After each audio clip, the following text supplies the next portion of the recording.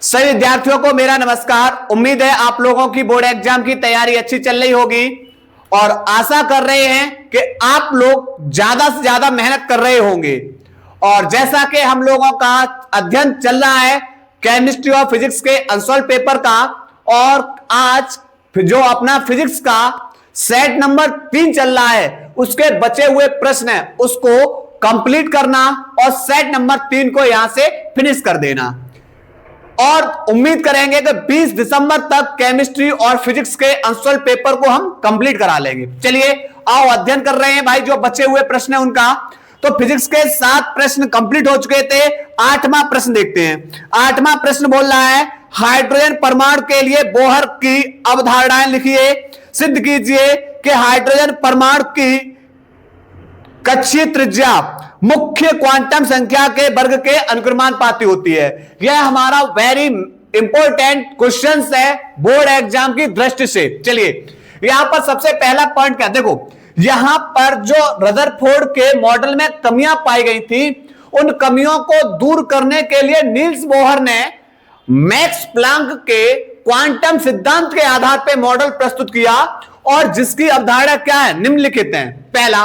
सबसे पहला पॉइंट यहां पर क्या बोल रहा है कि इलेक्ट्रॉन लगातार बिना ऊर्जा खोए अपनी अनुमत कक्षाओं में घूमते हैं। इस प्रकार प्रत्येक कक्षा की ऊर्जा की मात्रा निश्चित होती है, इन्हें ऊर्जा स्तर कहते हैं। देखो यहां पर बेटा ये हमारा क्या है, परमाणु है और इस परमाणु के चारों ओर इलेक्ट्रॉन एक निश्चित कक्षाओं में लगातार घूमते हैं।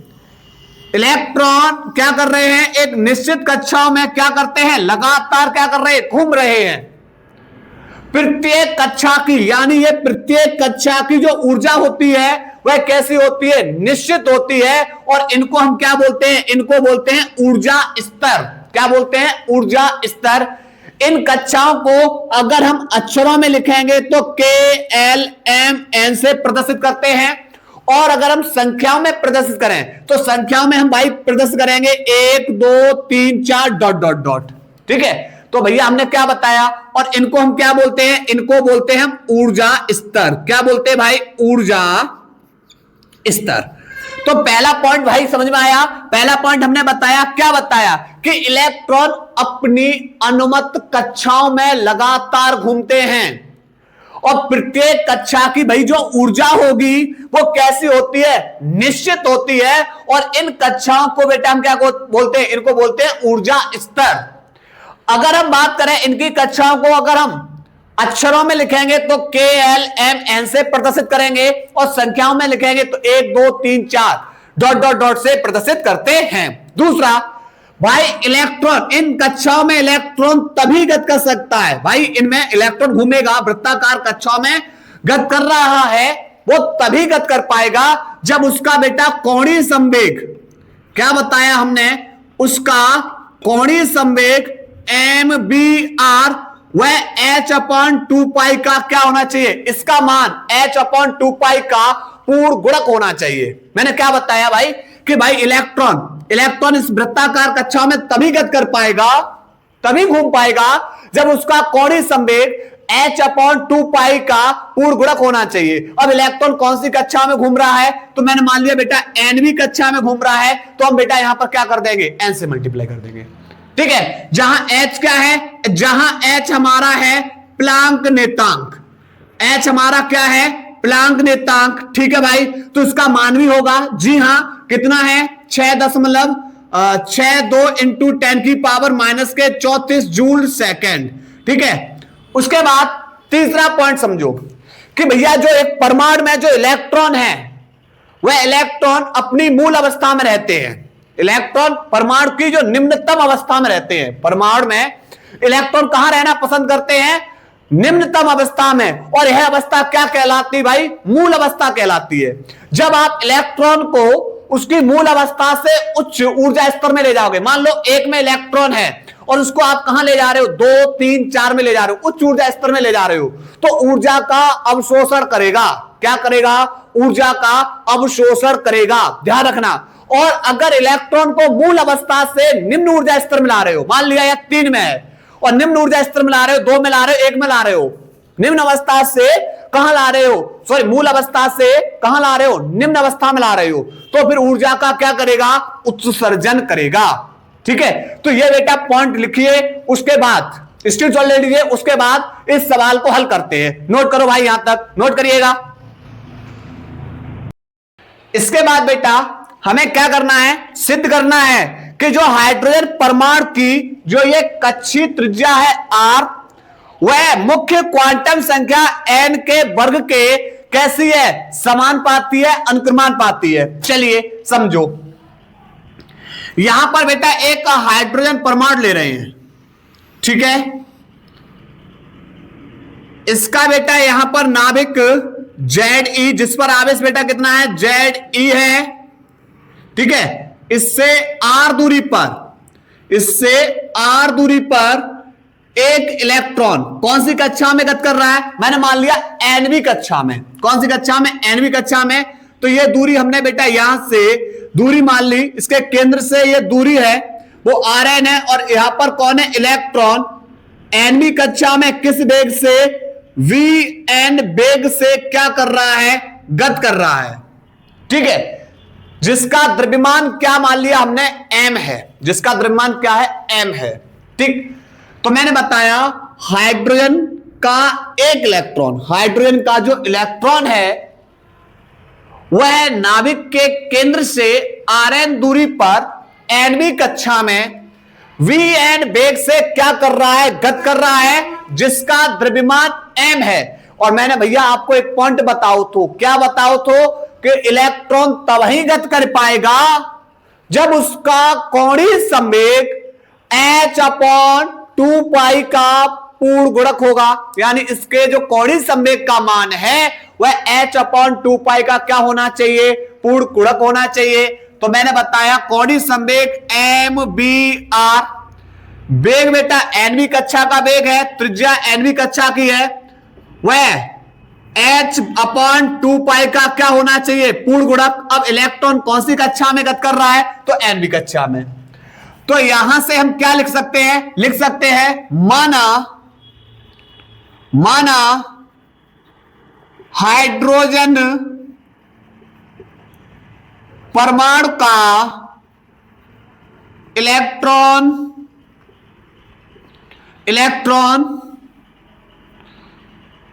nवीं कक्षा में, भाई कहां पर, nवीं कक्षा में Vn वेग से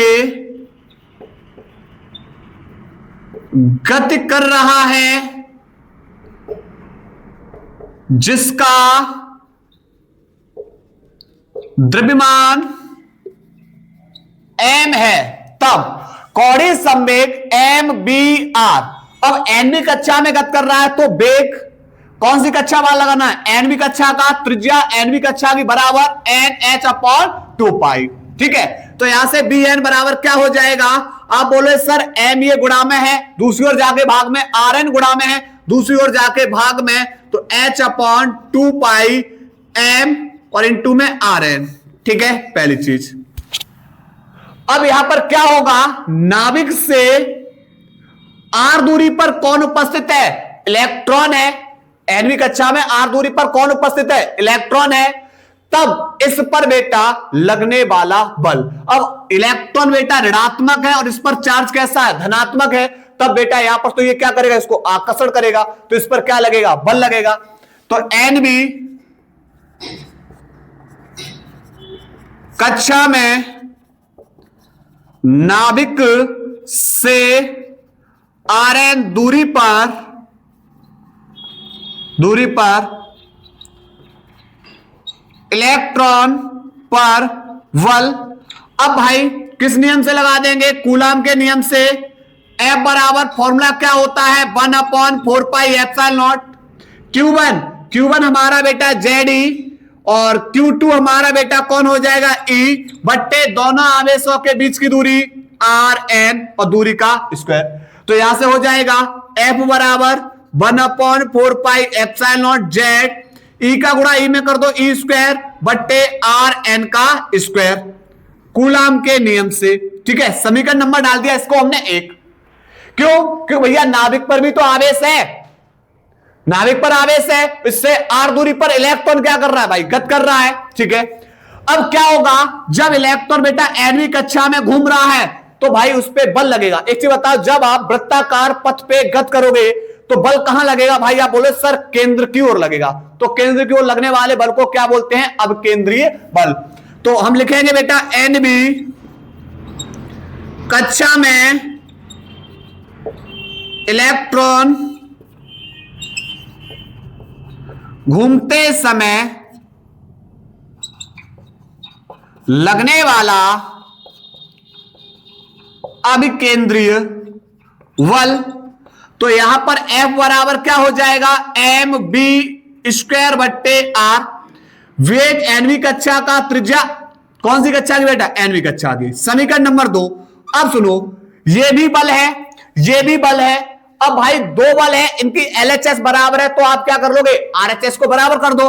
तो हम लिखेंगे समीकरण 1/2 से, आप बोलो सर इनकी LHS बराबर है, RHS बराबर कर लो। इसकी RHS में बेटा कौन है, 1/4 पाई एप्सिलॉन Z² बट्टे RN का स्क्वायर बराबर, यहां पर कौन है, m VN का स्क्वायर और बट्टे RN। देखो स्क्वायर से RN कैंसिल, ठीक है भाई, और कुछ कट रहा है, और कुछ नहीं कट रहा है। चलिए तो अब थोड़ा सा आगे हल कर रहे हैं, तो यहां बचेगा 1/4 पाई एप्सिलॉन Z² बट्टे 1 RN बचेगा बराबर, यहां m और देखो VN का स्क्वायर, यहां पर कौन है, BN। तो BN का मान यहां लगा दीजिए, तो लगाएंगे n h/2 पाई m RN, पर स्क्वायर है तो 2 बार, स्क्वायर है तो बेटा कितने बार, 2 बार।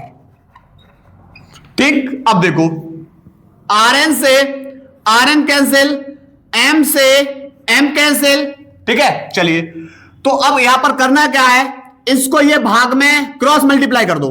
तो देखो 2 दूनी 4 और पाई का गुणा पाई में करोगे तो पाई², 4 पाई²।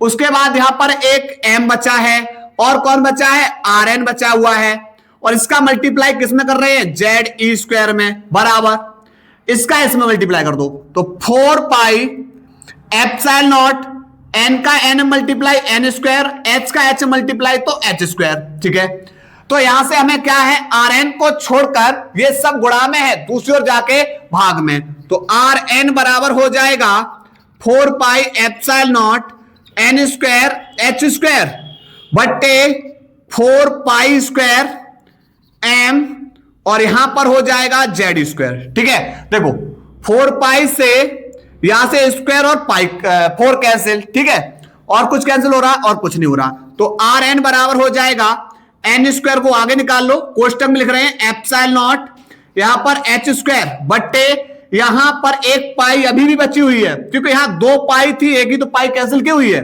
उसके बाद m ZE², और ये बेटा सबका सब कांस्टेंट है, सबका सब नेतांक है, तो यहां पर RN बराबर होगा किसके, n² के। बराबर नहीं होता है, क्या होता है भाई, अनुक्रमानुपाती होता है। बराबर नहीं होता है, क्या होता है, अनुक्रमानुपाती होता है। तो भाई हमें इसी को क्या करना था, सिद्ध करना था। नोट करिएगा भाई, इस प्रश्न को नोट करिएगा। इसके बाद भाई सवाल हल करने वाले इसी 8 का अथवा प्रश्न। भाई 8 का अथवा क्या बोल रहा है, चलो आओ समझते हैं। 8 का अथवा बोल रहा है नाभिकीय विखंडन से क्या तात्पर्य है, और न्यूमेरिकल्स दे रखा है। सबसे पहले हम आपसे पूछना चाह रहे हैं भैया नाभिकीय विखंडन किसे कहते हैं। क्या बोला हमने, नाभिकीय विखंडन। तो आप बोलोगे जब एक भारी नाभिक पर न्यूट्रॉनों की बमबारी की जाती है तो वह भारी नाभिक 2 या 2 से अधिक छोटे छोटे खंडों में विभक्त हो जाता है, छोटे छोटे नाभिक में विभक्त हो जाता है। तो यही प्रक्रिया क्या कहलाती है, नाभिकीय विखंडन। क्या बताया हमने, जब एक भारी नाभिक पर न्यूट्रॉनों की बमबारी की जाती है तो वह नाभिक 2 या 2 से अधिक खंडों में विभक्त हो जाता है। यही प्रक्रिया क्या कहलाती है, नाभिकीय विखंडन। क्या लिखेंगे, लिखेंगे जब एक भारी नाभिक पर, जब भारी नाभिक न्यूट्रॉनों की बमबारी की जाती है तो वह नाविक दो या दो से अधिक खंडों में विभक्त हो जाता है। यह प्रक्रिया नाभिकीय विखंडन कहलाती है। जैसे उदाहरण बेटा एक समझ रहे हैं, एग्जाम्पल में यूरेनियम 92U235, इस पे बेटा न्यूट्रॉनों की बमबारी करा दीजिए। तो यहां पर ये परमाणु क्रमांक है, ये इसका परमाणु क्रमांक, तो कितना हो जाएगा? 92 में 0 जोड़ोगे 92, 235 और 1 236, और यह यूरेनियम टूट जाएगा भाई बेरियम प्लस क्रेप्टॉन में। किसमें टूटेगा? बेरियम प्लस क्रेप्टॉन में।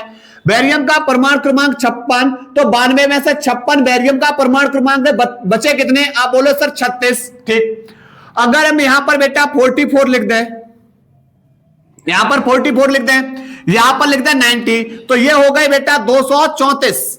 तो यहां पर कितने न्यूट्रॉन? अब देखो न्यूट्रॉन निकलेंगे क्योंकि परमाणु क्रमांक तो बेटा यहां पर 0 है, तो न्यूट्रॉन निकलेंगे। कितने निकलेंगे?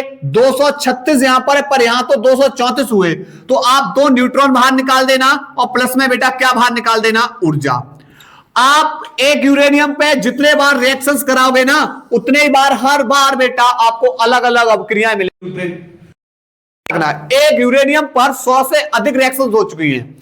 आप जितने बार बेटा अभिक्रिया कराओगे उतने बार हर बार अलग अलग बेटा अभिक्रिया मिलेंगी आपको। चलिए उसके बाद अब दे रखा है सवाल, आओ समझते हैं। दिया है और भाई क्या दे रखो है, चलो देखते हैं क्या दे रखा है। चलो आओ देखते हैं भैया। सवाल में दे रखा है यूरेनियम 235 के एक नाभिक के विखंडन में 200 MeV 200 द्रव्यमान इलेक्ट्रॉन वोल्ट ऊर्जा प्राप्त होती है। भैया एनर्जी मिल रही है, कितना मिल रहा है? 200 द्रव्यमान इलेक्ट्रॉन वोल्ट।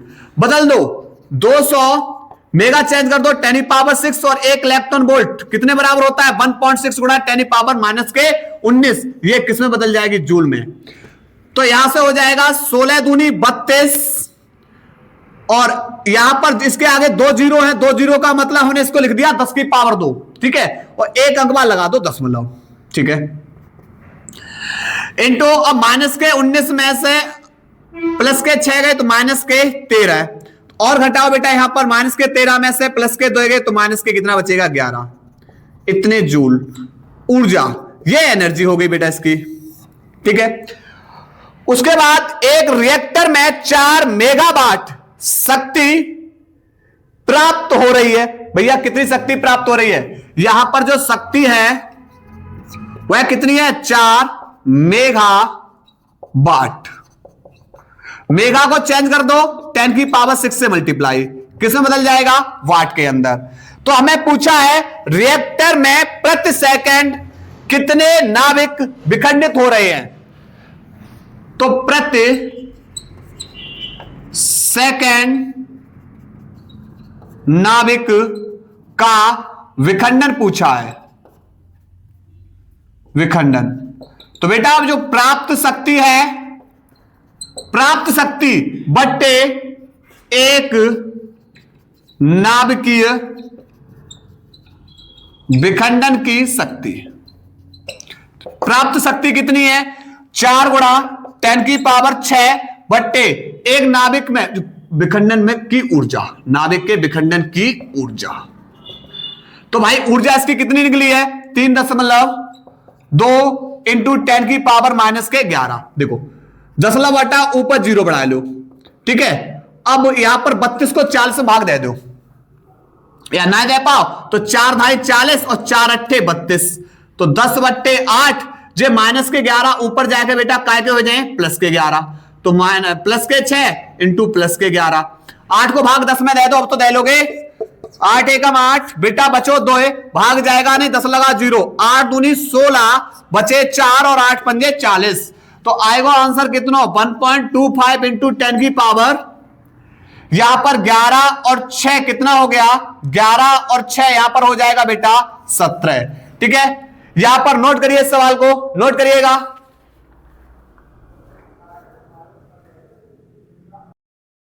इसके बाद बेटा प्रश्न नंबर 9वां प्रश्न क्या बोल रहा है ठोसों में ऊर्जा बैंड क्या होते हैं। ऊर्जा बैंड के आधार पर चालकों कुचालकों एवं अर्धचालकों में अंतर स्पष्ट कीजिए। इन पर ताप के प्रभाव की व्याख्या कीजिए। भैया यह प्रश्न आप लोगों को करा दिया है कहां पर सेट नंबर 1 के अंदर कौन सा प्रश्न है 4 का घ। तो इस 9वें प्रश्न का आपको सॉल्यूशन सेट नंबर 1 के कोड कौन सा जेएस में आपको मिलेगा प्रश्न नंबर 4 का घ। देख लेना वहां पर इसका 8वां प्रश्न करा रहे हैं। 8वां प्रश्न बोल रहा है कि पीएन संधि डायोड की संधि पर अक्षय परत का बनना स्पष्ट कीजिए। विभव प्राचीर एवं एवेलांस भंजन की व्याख्या कीजिए। आओ समझते हैं किसको संधि पर अक्षय परत का बनना उसके बाद समझेंगे विभव प्राचीर। देखो सबसे पहले आपसे मैं पूछे बेटा कि यहां पर पीएन संधि डायोड किसे कहते हैं। हम आपसे पूछेंगे भाई पीएन संधि डायोड किसे कहते हैं समझना। यह हमारा पी क्षेत्र है। पी क्षेत्र में होते हैं कोटर। पी क्षेत्र में कौन होते हैं कोटर। यह हमारा एन क्षेत्र है। एन क्षेत्र में कौन होते हैं भाई इलेक्ट्रॉन। एन क्षेत्र में कौन होते हैं इलेक्ट्रॉन। तो आपको पता है भाई कि ये बेटा जो यहां पर कोटर है कोटर का विसरण कहां होगा एन क्षेत्र के इलेक्ट्रॉन की ओर और एन क्षेत्र से इलेक्ट्रॉन का जो विसरण होगा वो पी क्षेत्र के कहां होगा कोटर की ओर होने लगता है। और जब बेटा ये आपस में मिलेंगे तो परस्पर एक दूसरे को क्या कर देंगे उदासीन कर देंगे। भाई प्लस वाला माइनस के पास माइनस वाला प्लस के पास मिलेगा तो क्या कर देंगे उदासीन कर देंगे। और ये बेटा क्या करेंगे एक पतली परत बना देंगे और उस परत पर पी क्षेत्र से कौन होंगे उस परत पर पी क्षेत्र से इलेक्ट्रॉन तथा एन क्षेत्र से कोटर की क्या होगी अधिकता होगी। और इसी पतली परत को हम क्या बोलते हैं ये जो पतली परत बनाएंगे यहां पर ये जो पतली परत बनेगी इसी को बोलते हैं अवक्षय परत। क्या बोलेंगे अवक्षय परत। और इस अवक्षय परत पर बेटा जो इलेक्ट्रॉन और कोटर इन दोनों के आपस में विपरीत मिलने से विभव उत्पन्न होगा और इसी को हम बोलते हैं विभव प्राचीर। क्या बोलते हैं विभव प्राचीर। तो भैया यही लिखा हुआ है क्या लिखा हुआ है कि पी टाइप अर्धचालक से कोटर का विसरण पी टाइप अर्धचालक से कोटर का विसरण किधर एन टाइप अर्धचालक में तथा एन टाइप अर्धचालक से इलेक्ट्रॉन एन टाइप अर्धचालक से इलेक्ट्रॉन का विसरण पी टाइप अर्धचालक में होने लगता है।